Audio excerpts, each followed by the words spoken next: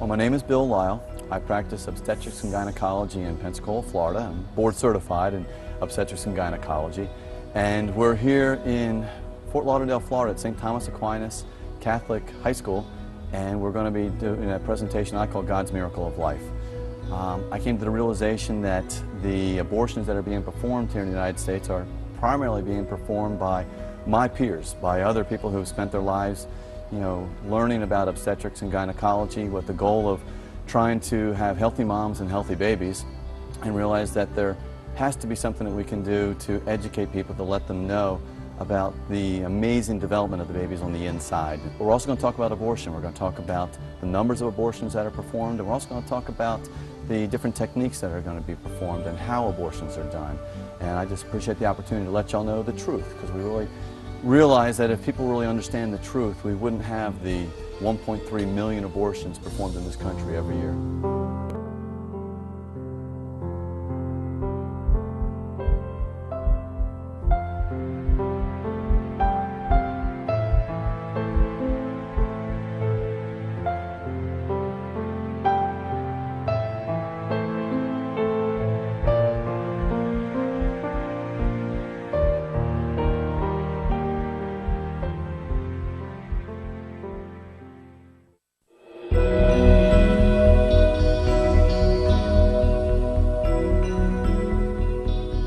What we're going to be talking about now is how these procedures are actually performed. We've seen the babies on the inside. We've seen how we can do surgeries on these babies to fix them. We know how many times abortions are done in our county and state and in the country. Now we're going to go through the first and second and third trimester abortions and give you good ideas on what's actually going on. When you hear an abortion is done or you hear a partial birth abortion, I want you guys to have a real good idea in your mind. It's like, oh, that's what that was. Okay, now I understand. First trimester abortion. The mental image, try to picture my daughter, there on the inside in the ultrasound when she was kind of jumping and sliding, jumping and sliding.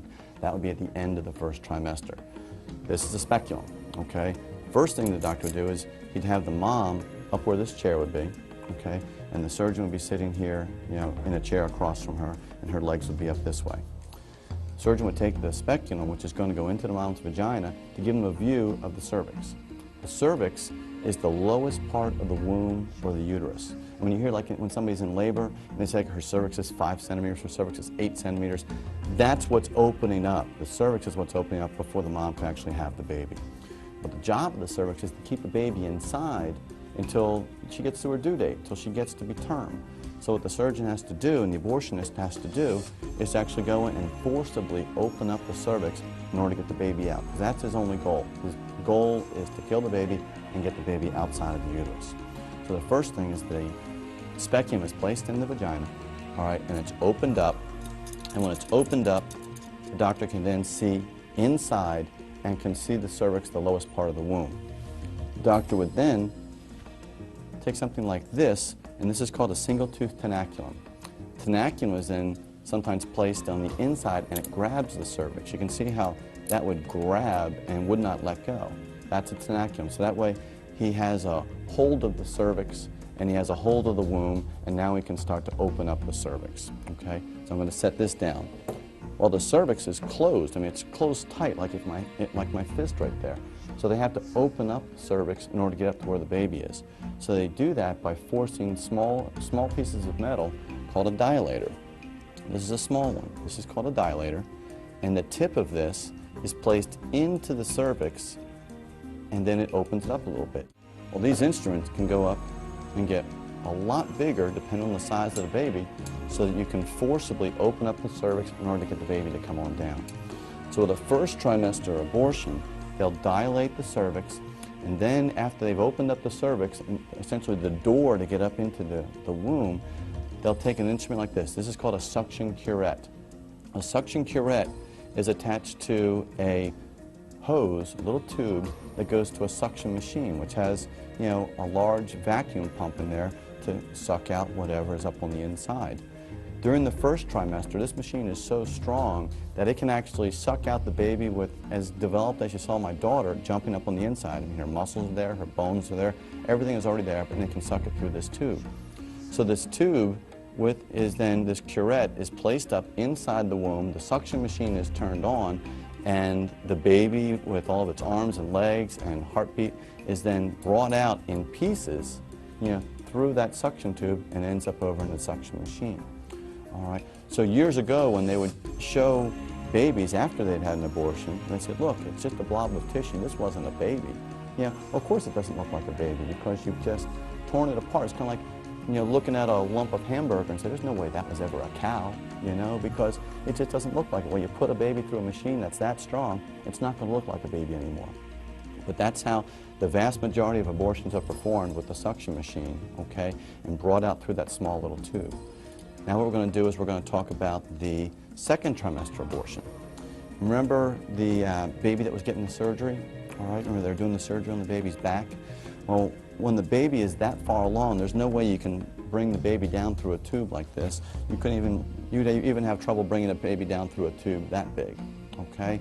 So since you can't bring it out through a tube, then you have to use something like this. And this is a forceps that has teeth here on the inside. The teeth are kind of like shark's teeth. They all angle back. So if I put this on my finger and I pull backwards, it just grabs, stronger into my finger, because they don't want to, lose a grip on what's up there on the inside. So we're not going to show you any baby parts, we're not going to show you any blood, but you're going to know exactly what's going on.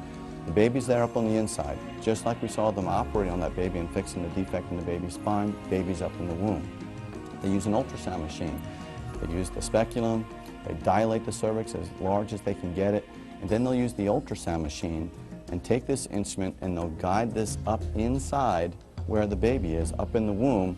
They'll open it up, and while watching the video on the ultrasound, they might grab an arm, and since they can't pull the whole baby down, they'll grab an arm and then they'll rip the arm off while the baby's still alive, and they'll take that arm and they set the arm aside. Then they'll reach back up and they'll grab an arm, maybe a leg, but they just keep reaching and grabbing until they've brought all the baby parts down. The abdomen, the chest, the lungs, the ribs. The last thing that's usually up inside is usually the baby's head, the baby's skull, because that's usually the hardest thing. And it's large enough that a lot of times they have difficulty just bringing it down because it's, a round circle. It's just a little bit too big. So they'll actually grab it with this instrument. They'll be able to see it on the ultrasound. They'll grab it and then actually crush it to make it small enough so they can bring it on down. So when you picture, the babies that were getting surgery done, and you see how well developed they were, I mean, to dismember a baby like this is what a second trimester abortion is, okay? And sometimes people will say, well, do the babies feel pain? Absolutely. When we're doing a test called an amniocentesis, where we're putting a needle inside around the fluid around the baby to get some fluid out to do special tests, sometimes when the babies are moving around, they'll bump up against that needle.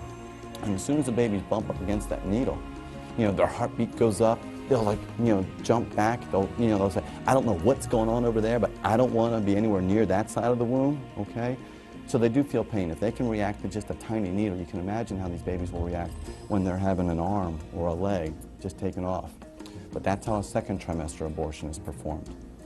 The next thing we're going to talk about is what's called a partial birth abortion. If we can't get the nation and our legislature to understand what's really going on here, we're never going to have any kind of an impact. Partial birth abortion can be performed at any gestational age, okay? We talked about Roe versus Wade and all the things that came into that. There are so many things that, when you think, you can do this procedure if mom's health is in jeopardy, you think, well, I guess if we don't do this, mom dies, that means her health. Health is defined as physical, emotional, psychological, age, familial, so just about anything, too young, too old, anxious, depressed, any of these things can be considered health and have these procedures to be performed. But with a partial birth abortion, the baby is there up on the inside and the baby is alive, all right? They will then use an instrument, they dilate the cervix, sometimes it takes a couple of days to open up the cervix enough in order to deliver the baby, and this can be done at any gestational age. But what's done is then the baby's foot is grabbed up from the inside and it's brought back down, all right? So we're essentially delivering this baby breech, all right?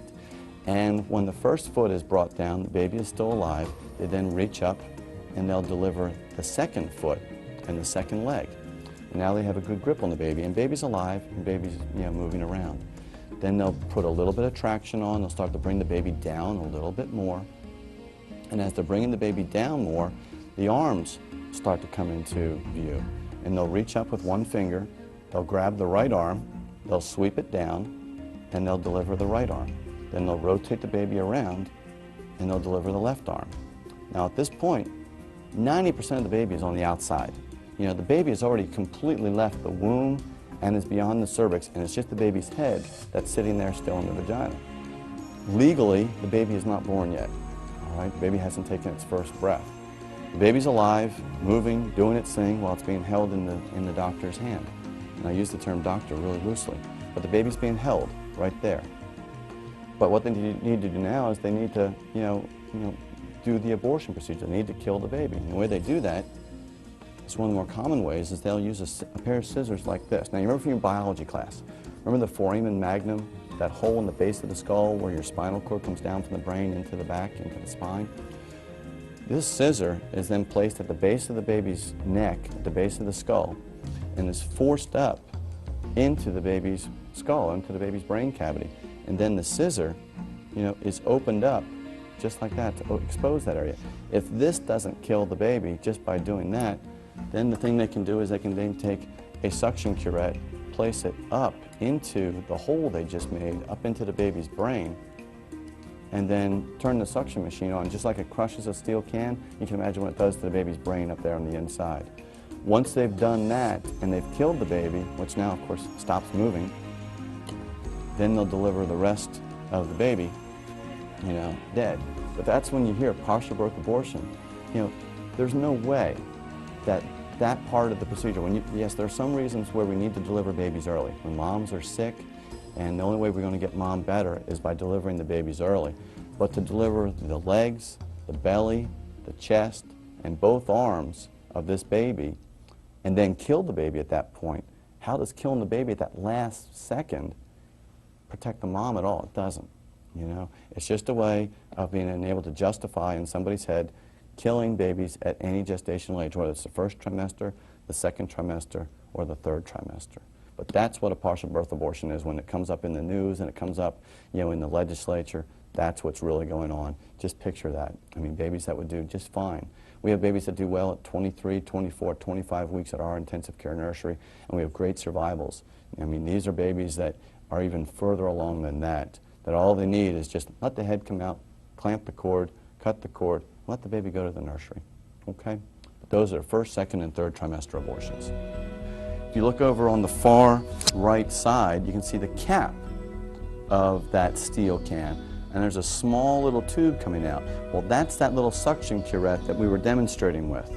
Well, I've taken that suction curette and I've attached it to the hose that goes to the suction machine, and even though I can't crush that can, I can't even stand on it and crush it, when you just turn on the suction machine with just the suction force alone, that's what it does to the can. So you get an idea, it's like, well, if you can do that to a steel can, you can just imagine what that's doing for the first trimester baby there on the inside, and also what it's doing for the baby's brain there on the partial birth abortion in the third trimester abortion.